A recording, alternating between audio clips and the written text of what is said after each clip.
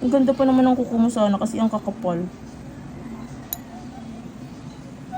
Yung mga hinliliit mo, mga ilang kuko mo, sira na rin eh.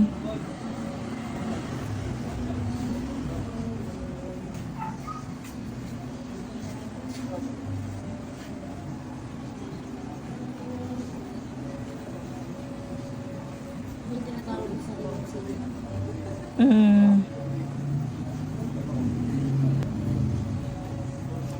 Yung masakit kasi minsan, dry skin lang. Kung nakasiksik sa ilalim ng kuko. Tapos pag naputol din yung diba? Yung delikado, yung ingrown ang maputol.